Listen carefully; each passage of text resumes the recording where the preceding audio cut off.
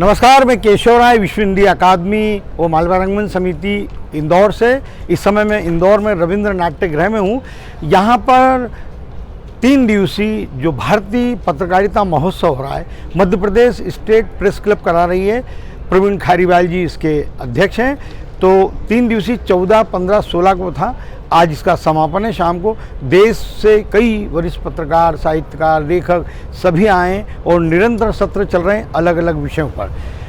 इस समय हम जवाहर कर्नावट जी हैं, जिन्होंने 27 देशों की 120 साल से जो पत्र पत्रिकाएं निकल रही हैं विदेशों में, उनका एक संकलन किया है। तो आज हम उनकी सारे पत्र पत्रिकाएं आपको दिखाते हैं और उनसे जवाहर कर्नावट जी से बातचीत भी करेंगे। नमस्कार सर। नमस्कार। नमस्कार। यहाँ पर हम देख रहे हैं सुबह से काफ़ी लोग आ रहे हैं और अलग तरह से जो आपने इतने वर्षों से जो कर रहे हैं, संकलन किया है, थोड़ा आप बताएं। थोड़ा केशव जी, धन्यवाद केशव जी। ये काम मेरा लगभग 20-21 सालों से चल रहा है और आप सब जानते हैं कि 27 देशों से 120 सालों की, वो भी केवल हिंदी पत्रकारिता का कार्य करना कितना चुनौती वाला है। उन पत्रिकाओं के बारे में तलाश करना। और वैसे तो आप जानते हैं कि 1885 में काला काकर के महाराजा ने लंदन से हिंदुस्तान शुरू किया था और वो हिंदी में भी प्रकाशित हुआ था, लेकिन उसका अंक तो हमें नहीं मिल पाया। ब्रिटिश लाइब्रेरी लंदन में भी नहीं मिल पाया। लेकिन ये शुरुआत होती है, आप देखिए 4 जून 1903 से। आप देखिए इंडियन ओपिनियन, ये गांधी जी ने, जो कहा जाता है गांधी जी के संपादन में शुरू हुआ था, लेकिन ये इसके 1 वर्ष पहले शुरू हो गया था। और ये 4 जून 1930 को, और आप कल्पना कीजिए कि ये 4 भाषाओं में प्रकाशित एक साथ शुरुआत हुई थी। इसमें आप देख रहे हैं हिंदी भी है, तमिल भी है, गुजराती भी है और अंग्रेजी भी है। और उसके बाद इसमें हिंदी तमिल में ये बंद हो गया था, गुजराती और अंग्रेजी में चालू था, लेकिन इसमें हिंदी को फिर शुरू कर दिया गया। और आप देखिए ये इंडियन ओपिनियन का 7 जनवरी 1914 का अंक है, जिसमें इंडियन ओपिनियन हिंदी में भी अलग से फिर से थोड़ा सा इसका आकार बदल गया और ये वापस हिंदी की शुरुआत हुई थी। तो इस प्रकार ये दक्षिण अफ्रीका की हिंदी की यात्रा है, जिसमें आप देखेंगे धर्मवीर भी निकला था, ये द्विभाषिक निकला था। उसके बाद भवानी लाल सन्यासी, जो इंडियन ओपिनियन में हिंदी का संपादन करते थे, उन्होंने ये हिंदी अखबार भी निकाला था, जो हिंदी अंग्रेजी 2 भाषाओं में निकलता था। तो इस प्रकार ये हिंदी पत्रकारिता की शुरुआत जो है वो 120 साल पहले का मेरे पास पूरा ये अफ्रीका महाद्वीप से प्रकाशित पत्र पत्रिका है। हाँ जी जी। इसमें मुख्य रूप से मैंने दक्षिण अफ्रीका और मॉरिशस को लिया है। आप देखिए इसके बाद ये मॉरिशस में मणिलाल डॉक्टर ने पहला अखबार निकाला था, द हिंदुस्तानी, और ये प्रकाशित हुआ था, आप देख रहे हैं 15 मार्च 1909 को। और ये भी हिंदी, अंग्रेजी और गुजराती में प्रकाशित होता था। ये इसका पहला अंक है। और उसके बाद आप देख रहे हैं कि मॉरिशस से विभिन्न पत्र पत्रिकाएं प्रकाशित हुई, जिसमें मॉरिशस इंडियन टाइम्स है, जिसमें जनता है, जिसमें जागृति है, जिसमें जनवाणी है। और आप देखेंगे कि लोगों का जुनून हिंदी के प्रति कितना था। ये दुर्गा पत्रिका है, जो हाथ से लिखकर निकाली जाती थी। उनके पास प्रकाशन की व्यवस्था नहीं थी। ये 64 पेज की पत्रिका एक संपादक हाथ से लिखता था और हाथ से लिखने के बाद उसको पाठकों के पास भेजी जाती थी और वापस वो प्रति संपादक के पास आती थी। तो इस प्रकार ये जो दक्षिण अफ्रीका और मॉरिशस का जो है, ये एक तरह से अफ्रीका देशों का। और इसमें तो मैं अभी केन्या गया था, तो पूर्वी अफ्रीका में आप देखिए केन्या से भी हिंदी की जो पत्रिकाएं हैं शुरू हो गई है। तंजानिया से ऑनलाइन पत्रिका अनन्य वो शुरुआत हो गई है। तो वो ये देश भी उसमें जुड़ गए हैं अभी। जवाहर जी, हमारे करीब 3.5 करोड़ प्रवासी, मतलब भारतीय विदेशों में रहते हैं, कई देशों में, और हिंदी के प्रचार प्रसार में उनकी अहम भूमिका है। और उन्हीं को आप, उनके लेखन को, उनके साहित्य को आप प्रचार प्रसारित कर रहे हैं, बता रहे हैं अभी। और हर वर्ष, मतलब जो 4 वर्ष में जो विश्व हिंदी सम्मेलन होता है, कई सम्मेलनों में आपने भागीदारी की, आप वक्तव्य। हाल फिलहाल अभी फिजी में जो 12वां विश्व हिंदी सम्मेलन हुआ है, वहाँ पर आपको विदेश मंत्री ने फिजी में सम्मान किया था। इसके बारे में थोड़ा बताएं आप। हाँ जी, देखिए ये जो फिजी में विश्व हिंदी सम्मेलन हुआ था, उसमें पूरे विश्व से 25 लोगों को सम्मानित किया गया, जिसमें 10 भारत से थे और 15 देशों से 15 व्यक्तित्व भी थे। और ये हिंदी का सबसे बड़ा वैश्विक सम्मान है। और इसमें जिन लोगों ने हिंदी के क्षेत्र में कार्य किया है विशिष्ट रूप से, उनको सम्मानित किया गया था। और मेरे सम्मान का मुख्य आधार तो ये कार्य ही था। और इसके अलावा मैंने जो वैश्विक हिंदी के स्तर पर विभिन्न देशों के ऑनलाइन कार्यक्रम करना, उनसे संपर्क करना, कार्यक्रम आयोजित करना, लेकिन मुख्य उसमें जो भूमिका इस कार्य की थी, जो 120 की हिंदी पत्रकारिता का एक तरह इतिहास को सामने लाने का ये मुख्य कार्य। विदेश मंत्री जी ने देखा है आपका संग्रह? हाँ, नहीं, वो तो उस समय प्रदर्शनी की वहाँ स्थान नहीं था, फिजी में लगाना था। लेकिन ये प्रदर्शनी 2018 में मॉरिशस के विश्व हिंदी सम्मेलन लगी थी, जिसमें सुषमा स्वराज जी ने इस कार्य को देखा था। देखिए आप ये फोटो देख रहे हैं सुषमा जी का उस समय का, ये मॉरिशस का ही फोटो है जो सुषमा जी देखे थे। उस समय हमारे गृह राज्य मंत्री रिजिजू जी थे, केंद्रीय मंत्री, उन्होंने देखा था। ये प्रसून जोशी जी जो हैं, ये प्रदर्शनी लगी थी। ये हमारे पूरे राज्यपाल जिनका अभी निधन हुआ, केशीनाथ जी त्रिपाठी। तो इस तरह विभिन्न व्यक्तित्वों ने इस प्रदर्शनी को देखा है। अब एशिया महाद्वीप से प्रकाशित पत्र पत्रिकाएं, जी जी जी, ये जापान, नेपाल, चीन, यूएई, श्रीलंका, हाँ, इसमें तो अभी इनके बारे में थोड़ा आप थाईलैंड बताएं। और म्यांमार भी जुड़ गए। देखिए ये जो देश हैं, आप देखिए जापान जो देश है, जापान में हिंदी शिक्षण के लगभग 100 साल से अधिक पूरे हो गए। 100 सालों पहले से वहाँ पर हिंदी पढ़ाई जाती है। चाहे आप टोक्यो विश्वविद्यालय को ले लें, चाहे आप ओसाका विश्वविद्यालय ले करें, तो वहाँ पर कई हिंदी में मूल रूप से बहुत काम हुए और इसलिए वहाँ पर पत्र पत्रिकाओं का शुरुआत हुई। दूसरा, वहाँ पर हिंदी की पत्रिकाएं जापानी भाषा में भी निकलती रही है। क्या बात, मैं आपको उसके कुछ यहाँ पर रखे हुए हैं। उसके बाद एक पत्रिका ज्वालामुखी आप देख रहे हैं, ये ज्वालामुखी पत्रिका, इसको केवल जापानी लोगों ने निकाला। इसमें एक भी भारतीय नहीं है, उन्हीं के लेखक हैं, उन्हीं का संपादन है। तो ये आप समझते हैं कि कितना अद्भुत उनका हिंदी के प्रति प्रेम था या उन लोगों ने कितना इसको काम किया। इसके 8 अंक निकले। इसके अलावा वहाँ पर जापान भारती निकली। उसका बाद आप देखिए अभी ये सर्वोदय पत्र निकलता है वहाँ से।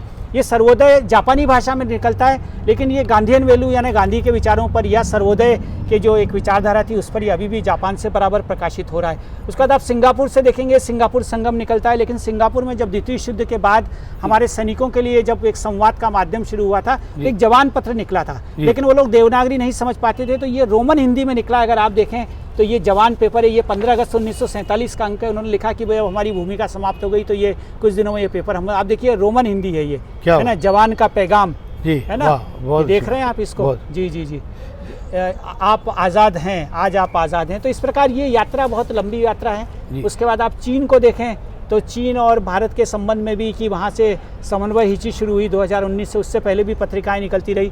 अभी एक आपको याद होगा तो सचित्र चीन तो सालों तक निकला था, कई उसके अंक प्रकाशित हुए थे। तो चीन से भी पत्रिकाएं शुरू हुई, तिब्बत की अलग पत्रिकाएं हैं।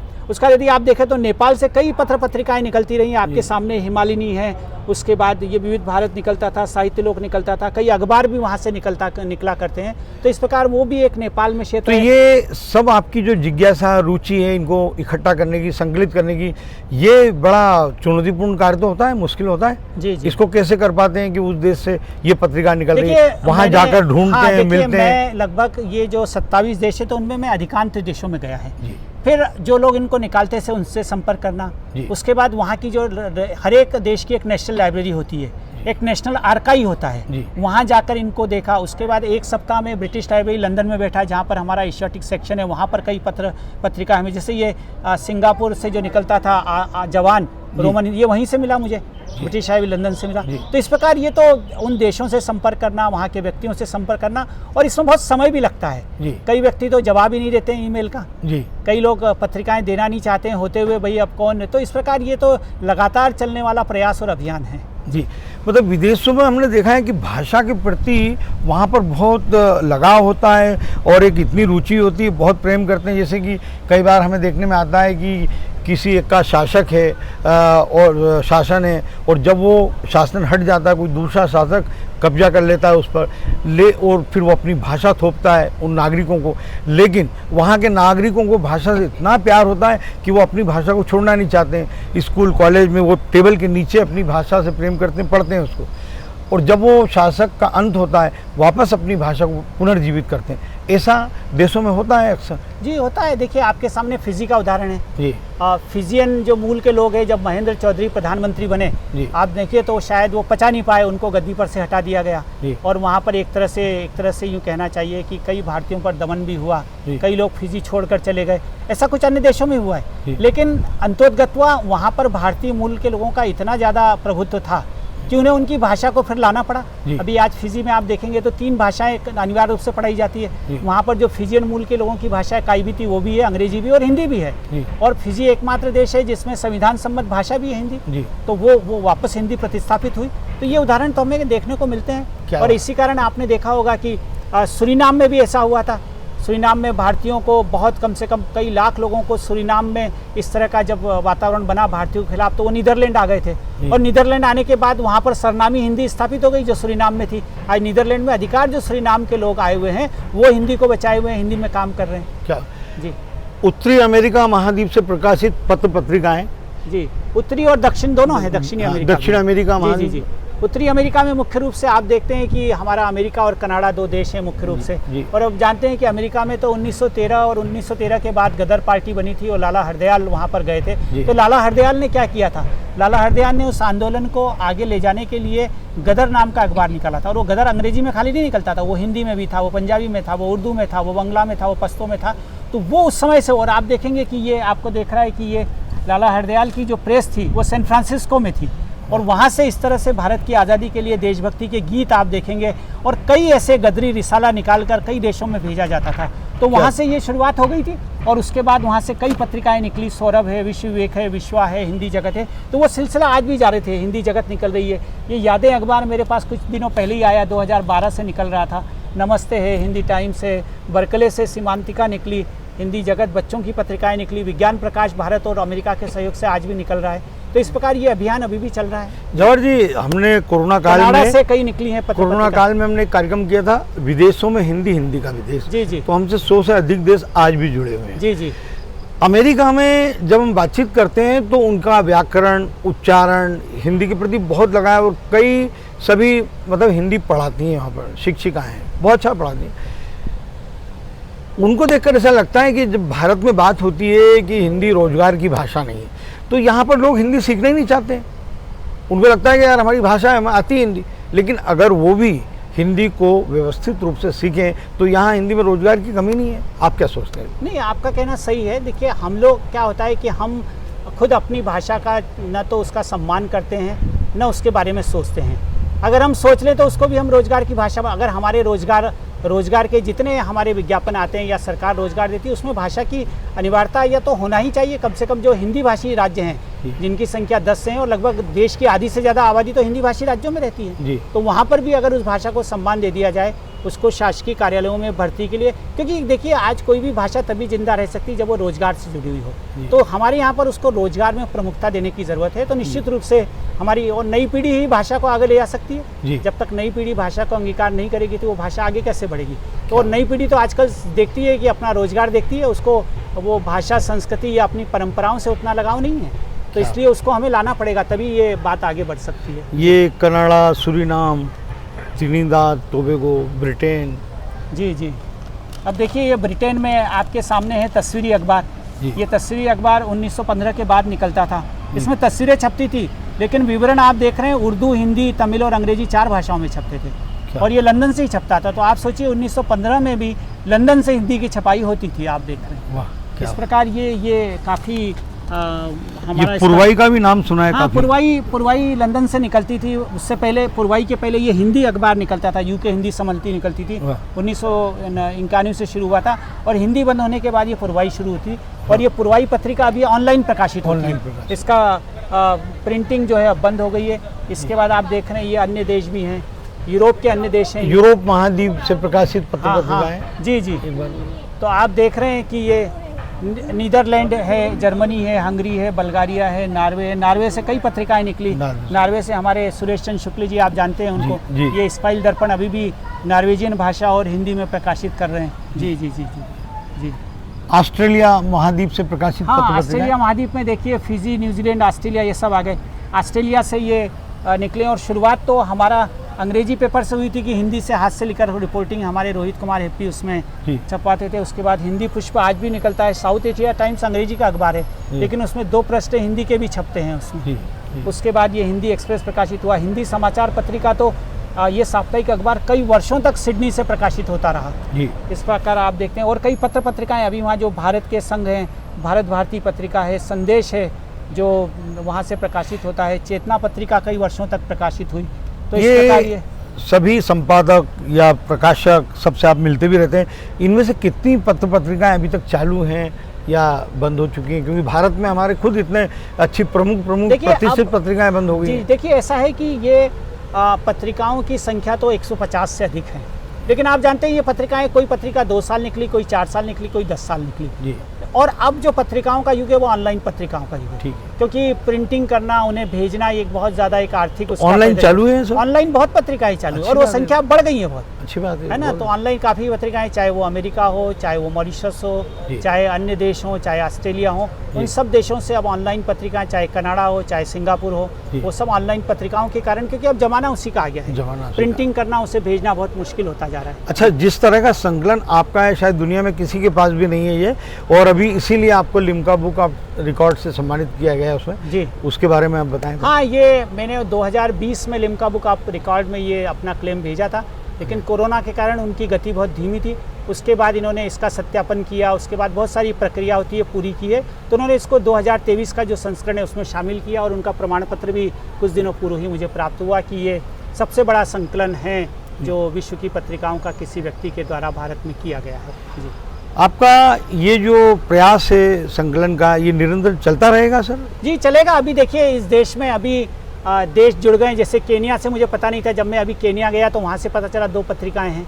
तंजानिया के मुझे जुड़ गए, अभी पता चला कि साइप्रस से भी हिंदी की पत्रिका निकलती है ऑनलाइन। तो ये तो एक अभियान है जिसमें लगातार चल रहा है, और कुछ और पत्रिकाएं जिनके हमारे पास नाम है लेकिन वो पत्रिकाओं के हमारे पास अंक आए और उसका हम विश्लेषण करें।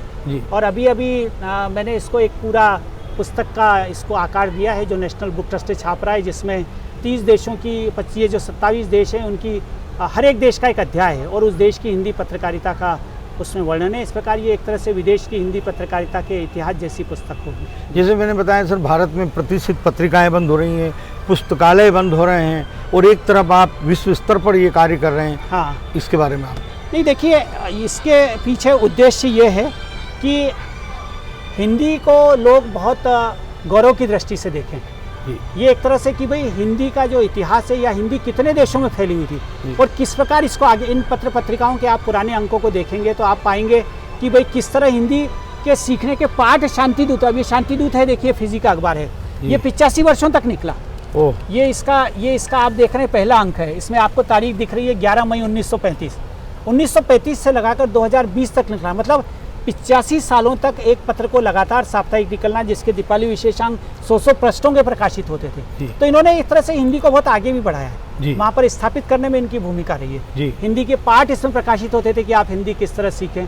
तो ये पूरा वैश्विक स्तर पर हिंदी की गौरव गाथा है एक तरीके से। जी, आज हमारे कई मित्रों को ये सुनने में आता है कि उनके पास कई पुस्तकें 50-50 साल पुरानी वाली, लेकिन उनकी पत्नियां वो बोलते हैं रद्दी में बेच दो इनको, बच्चे कहते हैं कि बेच दो। तो कई दोस्त हैं जो अलग से कमरा बनवाते हैं इसके लिए। आपके पास भी इस तरह की इसको सजोना, संवार के रखना, और जगह जगह आपको पूरे देश भर से प्रदर्शनी के लिए आमंत्रण आते हैं, ये सब कैसे हो पाता है सर?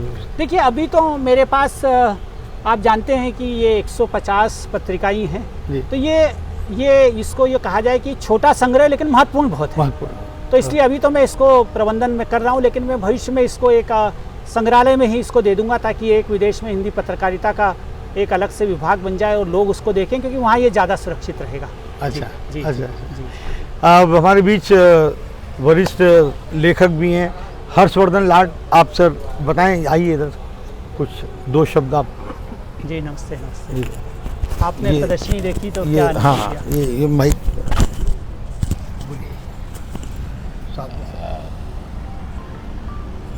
ये सर, आज मैं आपकी जो इतना बड़ा संकलन है, विशाल संकलन, ये देख के मैं चमत्कृत और अद्भुत मुझे महसूस हुआ। मैंने आपके बारे में बहुत लंबे समय से सुन रखा था, केशव जी ने भी बताया था, और आप इनके कार्यक्रम में मुझे मिले भी थे, और मेरे समाचार पत्रों में, और जब आप अभी विश्व हिंदी सम्मेलन में गए वो, तो उसके बाद जब आपको पुरस्कार मिला वहाँ पे, और आपके तो ये जब रिपोर्टिंग हुई, तो मुझे देखने की बहुत लंबे समय से उत्सुकता थी। और आज आप मेरे शहर में आ गए, तो सर ये तो बहुत ही खुशी की बात है, और बहुत ही अद्भुत संग्रह है, अनूठा संग्रह है, और जहाँ तक मैं समझता हूँ ये किसी और के पास नहीं होगा, लेकिन आपसे प्रेरणा जरूर लोग लेंगे सर। जी, और इस तरह से जो आपका ये 27 देशों का आज संकलन है, ये सर और लोगों के सहयोग से ये बढ़ता ही जाएगा सर। जी, धन्यवाद। हम 3 दिन से देख रहे हैं यहाँ पर युवा वर्ग, कॉलेज के स्टूडेंट्स वगैरह आ रहे हैं, खूब देख रहे हैं, और उन्हें भी एक तरह से प्रेरणा मिल रही है कि भाषा के प्रति सर का कितना समर्पण है और कितना ये प्रयास रहता है कि हमारी हिंदी आज भी पूरे विश्व में बहुत प्रगति कर रही है और बढ़ रही है हिंदी। तो युवा जो आज अभी जो 3 दिन से काफ़ी हम देखने में आ रहा है, युवाओं की प्रतिक्रिया क्या है सर प्रदर्शनी की? युवाओं की प्रतिक्रिया मतलब वो आते हैं, लेकिन अभी थोड़ा सा परेशानी ये है कि हमारे युवा शॉर्टकट में ज़्यादा रहते हैं, वो विशेष ऐसे कार्य की तरफ ध्यान नहीं देते हैं जिसमें बहुत मेहनत की ज़रूरत हो। तो निश्चित रूप से कुछ यहाँ पर आए तो मैंने उनसे यही कहा है कि भाई देखिए, कोई भी कार्य करने में समर्पण बहुत ज़रूरी है, शॉर्टकट से कोई काम नहीं हो सकता है। तो यही संदेश उनके लिए है हमारा, जो आए हैं उनके लिए। अच्छा, ये पूरा जो संग्रह है इसका एक पुस्तक आने वाली है? मैंने अभी आपको बताया था कि इसकी पुस्तक नेशनल बुक ट्रस्ट से आ रही है, जिसमें इन सभी देशों के एक एक अध्याय रहेंगे, जो लगभग 300 पृष्ठों की होगी, और उसमें सब देशों के इन पत्र पत्रिकाओं के चित्र भी रहेंगे मुख्य पृष्ठ के। चलिए, धन्यवाद सर। आपको कल सम्मानित भी किया गया भारतीय पत्रकारिता महोत्सव में, उसके लिए भी बधाई। जी धन्यवाद, बहुत बहुत धन्यवाद।